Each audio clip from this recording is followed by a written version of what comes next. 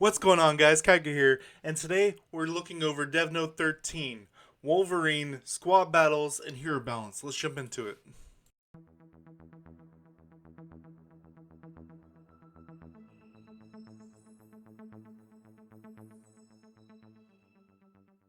Alright, so first things first, we got Squad Battle. 9 characters can be used. We're going to have 11 with Wolverine, so 2 are going to have to sit on the bench. 3v3, up to 3 times. You have 6 options of people to play against, and you choose them and you fight. It's on auto, you're not going to be able to control it. The real skill is going to come from how you place your heroes and form your team. So that you have to have all of them have to be at least level 100 or higher. Uh, Based on the ability of the team, 6 opponents nominated. You pick one, and then they fight until they all die. The real strategy is, as I said, right here going to be come from the new enhancement system called Teamwork, wherein buffs are applied depending on the team formation. So I'm thinking something like I have Captain America in the front, Wolverine in the middle, Scarlet Witch in the back. They get certain buffs based off their placement, or we can also have bio, all the people who have abilities based off their biological setup. We can have mutant, who all have their things based off of mutation. If you have all mutant in a team, they get a boost. I'm hoping for both. That'd be really cool. We can have really interesting setups. Uh, I really hope they don't mess it up. Next, let's talk about Wolverine. Wolverine, I'm pretty excited about because if you saw my video from yesterday, I did some speculations on what his kit would look like, and I pretty much got it. Except what I thought would be a specialization is now his ultimate, which, sure. So up here at the top, they just say what he's known for in the comics. Right here, they say in the game, he has his unparalleled recovery. Continuously recover HP, and certain skills convert partial damage to HP. That's not all. His ultimate skill activates a strong recovery effect that gives him the upper hand in battle. I thought this would be his life after death type skill, where if he goes to a certain HP, then he gets a huge amount of HP recovery and starts healing over time. That's going to be his ultimate. It'd be really cool if a bunch of characters have their ultimates are scaled based off of certain things. He'd be really cool is if his ultimate charged faster as he took damage. That'd be pretty interesting. Uh, give you some examples. Um, what is it? Spider-Man gets dodge gauge back if he passively dodges a skill, as well as Doctor Strange gets ultimate gauge back if he kills a target. Now we have his 3 attack types. Swift Strike enhances his physique to aim at target and inflict more powerful damages and apply additional effects. This is one of the class types I was talking about. You buff yourself and debuff your target, and it sounds like very similar to Scarlet Witch. If you hit the same target multiple times, you'll have additional debuffs. Adamantium Claws. This has a new debuff type called Rapture, which decreases the target's defense and stacks. So, in my mind, think of it if Rupture is 5%, and it can stack up to 5 times. That's 5%, 10%, 15%, 20%, 25% debuff on their defense, which can really do wonders in PvP, as well as things like Alliance Raid. Defenses in the game are only going to go up, people. Ultimate Weapon. This is very similar to the light speed movement type skills that Captain Marvel has. Instantly reduce the distance, hunting the prey.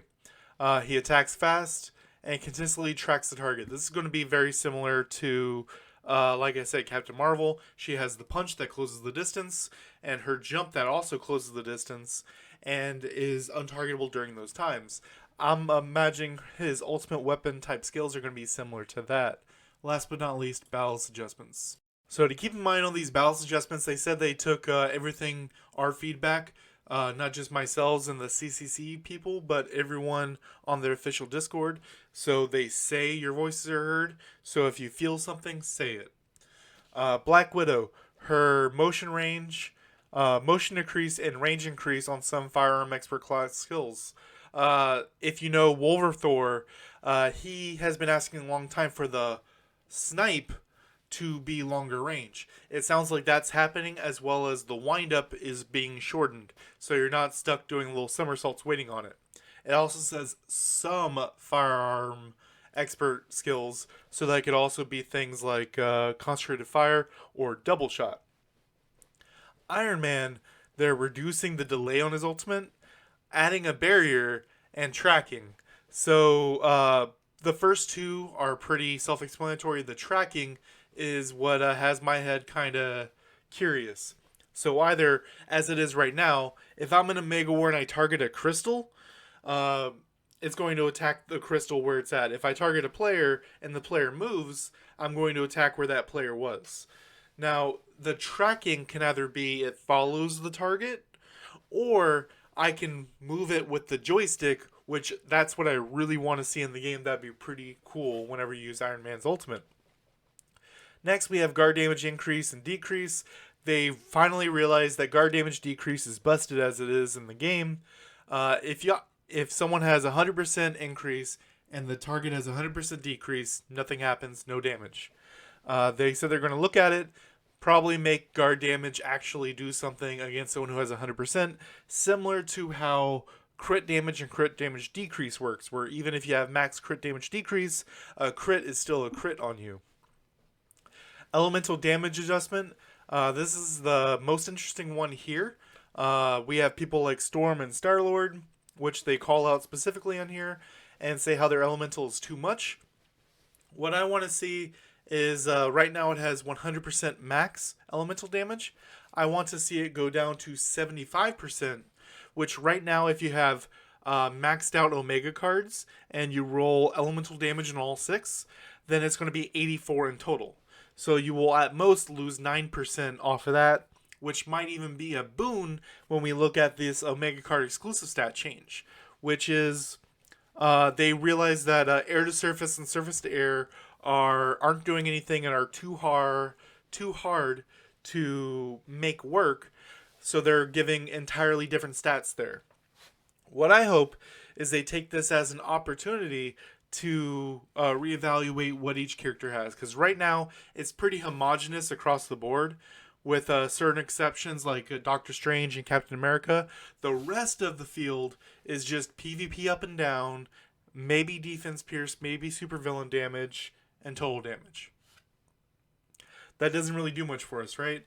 I want them to make it less homogenous and different things for different characters, such as give Black Widow ultimate gauge recovery, give Iron Man stamina recovery, because if you do certain builds with Iron Man, you can go through 200 energy in a rotation, which you obviously don't have 200 energy.